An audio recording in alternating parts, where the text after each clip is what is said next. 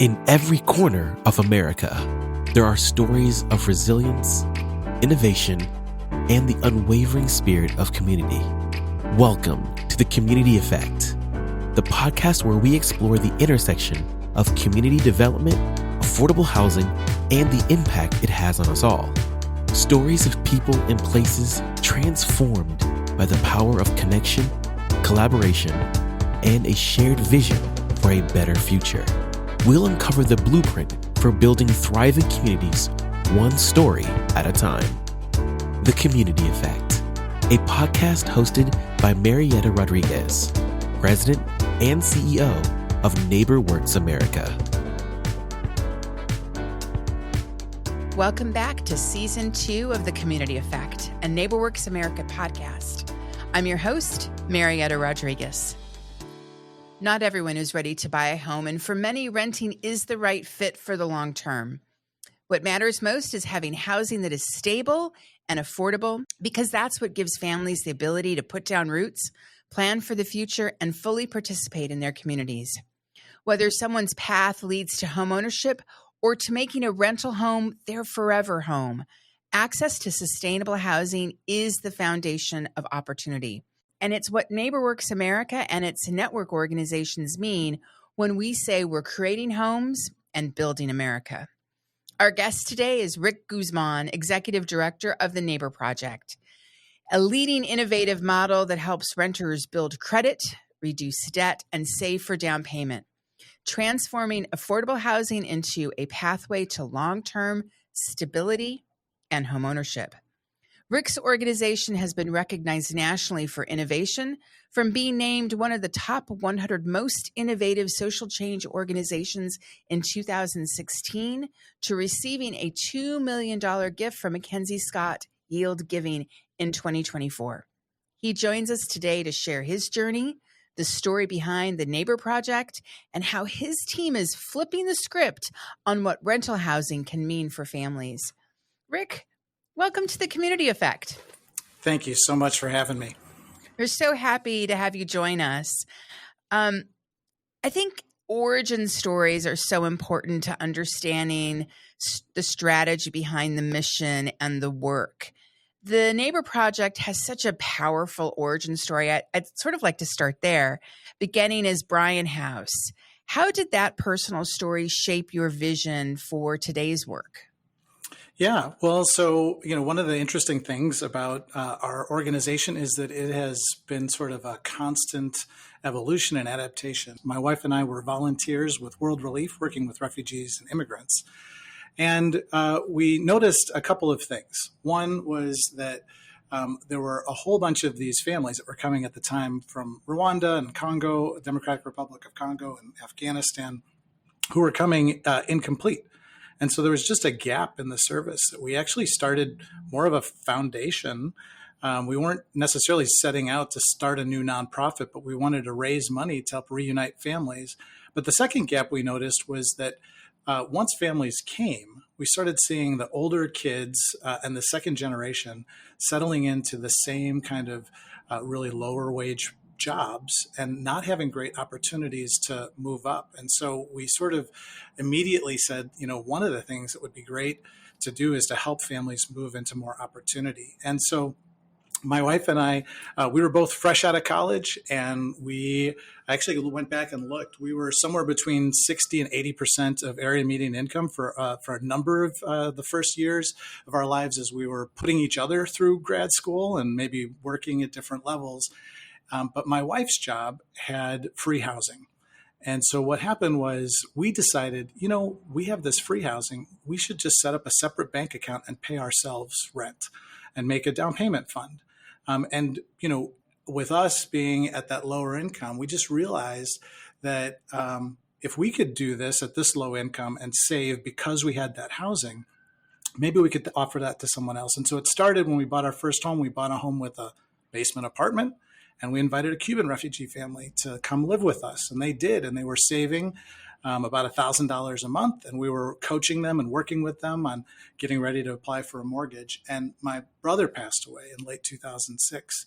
And we just decided, we're going to take this idea that we had, which is that people can people can be homeowners. People's work ought to be able to pay for something, and just kind of move it to scale. And so we raised funds to be able to buy a 5-unit apartment building, and we've been kind of scaling that model to help more families be able to save a down payment while they're renting affordably ever since. Tell me a little bit about the scale that you're at now. The Neighbor Project owns and manages how many rental units? So 61, but that answer 6 or 8 months ago would have been 27, right? So we're in the process of leveraging the grant you mentioned from Mackenzie Scott into really kind of a very deliberate, but not overly expeditious, right? A deliberate scale up to try to demonstrate not only that this model can work on a small scale, because we know it can. We've been doing this for almost 15 years, but to demonstrate a way that others hopefully could follow to scale these pathways to homeownership at ways that can really start to make a big impact in communities. I definitely want to talk about the model, but before we go there, in the affordable housing industry, we often talk about housing on a continuum, right? There's a variety of types of housing to meet various needs. When you think about rental housing in particular, how do you see that fitting into the overall continuum? Yeah, I mean, it's a great question. And I think one of the things that I've been talking I'm currently chairing our new mayor's transition team on housing. And we're talking a lot about how interconnected that continuum of housing is. And so one of the things that we're seeing right now is that sort of log jams in any particular area have an effect all the way across. I'm on the board of a great organization called Hesed House that is a homelessness prevention organization that also runs the state's second largest shelter. 70% of their guests are working, but they are at a shelter, which shouldn't be the case because there isn't access to affordable rental housing. And many people are staying in rental housing much, much longer, which drives up the demand for rental housing because they can't get into starter homes. And they can't get into starter homes because that's where the price increases have been, but also the people who bought their starter homes, when interest rates were lower, are stuck there. They can't move. They can't trade up to that next area. And so you have this log jamming effect that sort of impacts people who are maybe stuck in those starter homes and can't trade up to that dream home or their forever home. But that's having an impact on people in homeless shelters as well. And so, a lot of us have read the book, Homelessness is a Housing Problem. And I think that really, having housing options, including affordable rental options and options even within renting options, is just vital for people to be able to make incremental steps towards their long-term housing goals. I think that your description of that cascading effect on the various types of housing and readiness is a really powerful one, and one that is being experienced in cities all across the country. I realized as you were describing your market and some of the work you're doing out with the mayor and the other nonprofit you're on the board of, we didn't talk about your market. Tell us where the Neighbor Project is located and what your service area is, just to give our listeners some context. Yeah, we're based in Aurora, Illinois, which some people may know from Wayne's World fame or Hans and Franz. A lot of some of the best Saturday Night Live stuff came out of Aurora, Illinois, because Second City is based in Chicago. But we're sort of Illinois' second city. It's the second largest city in Illinois, a city of about 200,000 people, and we serve the 4 counties that are that sort of are part of Aurora, and so it extends a little bit beyond that. But it's a majority minority city, very diverse, one of its greatest strengths. But it's also a very working class community, so it has disproportionately high numbers of people who are working but are kind of stuck in month-to-month cycles, and actually lower than average poverty, but a whole bunch of people, and we just see that as potential. Those are the people with whom we work best. That's really helpful and powerful too. How far away, just to give folks, are you from Chicago in terms of mileage? Yeah, 40 miles due west. We're the end of the train line that runs straight west out of Chicago. Yeah. So that's helpful to know where you're located. In 2016, I mentioned that your organization was recognized as one of the most innovative social change enterprises. So congratulations for Thank you. that. In your view, what is housing innovation look like today based on today's market conditions and particularly in the affordable space? Yeah, well, the first thing I always think of is unfortunately, innovation doesn't always go hand in hand with affordable housing. And in fact, the low income housing tax credit, which is, finances about 90% or so of affordable housing, really limits the ability for organizations to work innovatively and to try new things and to move people beyond just rental housing. And is that because of the regulations associated with low-income tax credits, or why is that? Yeah, it's partly that, but the main problem is that it only incentivizes the creation of new units, right? It doesn't pay for tenant outcomes. It doesn't pay for resident services. Exactly, right. So the in a lot of ways, the priority is sort of wrong in as much as it's focused on what is really an impossible goal, which is building our way out of an affordable housing crisis that we're in.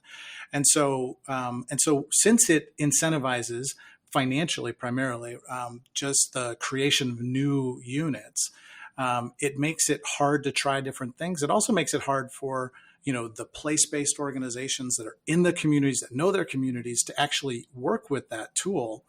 And so I think that what you have is organizations like ours that have used other resources have had to look elsewhere in the smaller buckets, and then a lot of organizations. I'm constantly learning amazing things from other NeighborWorks organizations, other organizations around the country who are doing innovative things. They're looking at their pain points. Right now, construction is a major pain point. And so people are looking at 3D printed houses or modular homes that are super energy efficient that can change the dynamic when it comes to the affordability of home ownership. And so I think there's some really great things that are going on. They're just, there aren't as many options for financing those things. And so I think that's what a lot of us are doing. For the Neighbor Project, the limited housing supply, the expense of those units is our pain point. And so from the beginning, from the very first apartment building that we purchased, our focus was on using those housing units as tools to help open up pathways to homeownership, and to leverage our neighbors and our tenants' own abilities to be part of the solution, rather than on just accumulating more units and trying to help people, get access to a unit that was affordable on kind of a month-to-month basis. I think that makes complete sense, particularly when you think about the complexity of people's lives and what they're dealing with. And it's more than just a bricks and sticks strategy. You have to think about the whole person, the whole family that's living in that home. That's a nice description, a nice context, I think, for our listeners. We often think about or categorize very simply, rental versus home ownership. And sometimes we feel like we're pitting one option against another. And one of the things that I think people really value about the home ownership side is we often talk about it and think about it as a wealth accumulation strategy. And sometimes it can be that, and sometimes not. Do you think that always holds true, and why not? If you don't think that it does? Yeah, I do think that it doesn't hold true as often as most of us would like it to, right? Like in an ideal world, we'd be able to, address people's housing affordability and be able to create options for upward mobility for folks and provide resident services. But as I mentioned, part of the problem is that we have a financing structure that really just incentivizes financially the creation of more units and doesn't. And whether or not those, and this is a statistic I sometimes will come back to, which is that you've got this low-income housing tax credit that was established in 1986, and it's created about 4 million units of housing in that time, and just really broad, basic scope. But in that roughly 40 years, it served about 8 million households. And so this is not exact math, right? But if you're serving only about 2 households for every unit that's been created, you have a problem where we're essentially each unit that you're creating, which is very, very expensive to do, is only serving, approximately, or only serving maybe a family every decade or more. And so, one of the things that we're really focused on is changing the priority. So we have a totally, as I mentioned, totally different goal in mind when we start, which is that our goal is that housing affordability and sort of the respite or reprieve or that breathing room that comes when you get access to an affordable unit can be a real opportunity. And so if we wrap services around our tenants who have that breathing room now finally to make a plan, it opens up possibilities that maybe weren't always there or apparent before.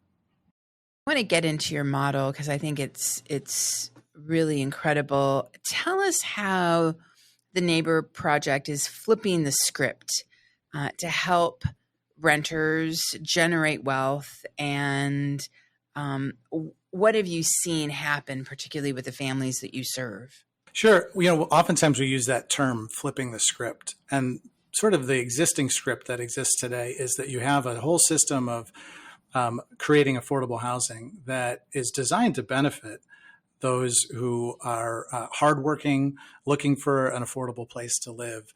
But the whole system is set up in a way where it requires developers with a very specific skill set. It requires tax credit syndicators, tax credit purchasers and investors. It requires, a very specific set of legal knowledge. And so there's this whole industry that's come up around building affordable housing, and everybody in that entire sort of ecosystem of creating affordable housing has the ability to grow their business, has the ability to make money, essentially to be able to build wealth. Everybody except the supposed beneficiaries, those who the system was supposedly designed to help in the first place, which are those hardworking tenants looking for an affordable place to be able to live. And so when we talk about flipping the script, the easiest way to think about it is that we've just sort of, and this is an oversimplification, but just to kind of explain this script that we're trying to flip, I guess, is that, if you think about a typical landlord, a for-profit landlord, they're able to make money off of what they're doing, but we're a nonprofit. And so the concept isn't really that different than maybe like profit sharing or being able to say, okay, well, rather than taking money that a for-profit landlord would be investing themselves, we want to invest that in our tenants. And so we set up these trust accounts that are specified to only be used for down payments on homes in our Aurora community. And then we have an agreement that if you attend our classes, if you work with us, then half of your rent over a 2-year time period is able to go into that trust account and really change this dynamic so that, everybody involved can still have the opportunity to grow their business, grow what they're trying to do, but so do the tenants. We're prioritizing that at least an equal level. And let me ask, I know people probably are thinking to themselves, by taking half of the rent and giving that back to your tenant, are your properties cash flowing? How can you support those units with, half the income stream? Yeah, and I think that's an important point to make, is that it's not necessarily comparable to just a regular, say, LIHTC pro forma. And we are dependent on, and I guess maybe I should say this, this is a model that is more expensive, but it's more expensive for a reason. And I have this terrible analogy that I sometimes use, but I haven't had anyone poke enough holes in it to make me stop using it just yet. But I actually worked for a little while before I went to law school for the Department of Corrections, where I was helping people to we're trying to crack this problem of just seeing people cycle in and out of prison. And So the problem is that there had been all this legislation that increased penalties, and so there needed to be more prison beds. And so what happened is they started to take away the educational programs, the vocational programs, the programs that would help people while they were there, in this sort of prison industrial complex terminology that I think people are really aware of. Partly came to be because there was a focus on building more units and not prison beds, and not actually helping people, 80, 90% of whom were going to come home anyway. And so you really began to see people get warehoused. And I think part of the problem with what we have right now is that we are trying to build units as efficiently as possible. We're trying to do them, we're trying to build as many as we can. And so you try to figure out, how do we do this? And so the more expensive model, which is to add resident services, is just to sort of say that we've got to help people save, whether that's through individual development accounts, match savings, or opportunities like we're doing to just have a portion of their rent go into savings for them, and to be able to coach them and help them move into homeownership. Those things are really hard to do unless there's actually funding for it. And so we've just said it's more important for us to actually see people be able to be housed affordably and have opportunities to move out than it is for us to house people as affordably as we can. So it's those supportive services that what I'm hearing you say is those supportive services that you offer help families really monopolize, really leverage that savings account that you've created for them to take it and do other things. And is that what you call the breakthrough rental model? Yeah, that's exactly right. So the breakthrough rental model is sort of this idea that it's so hard to break through into home ownership.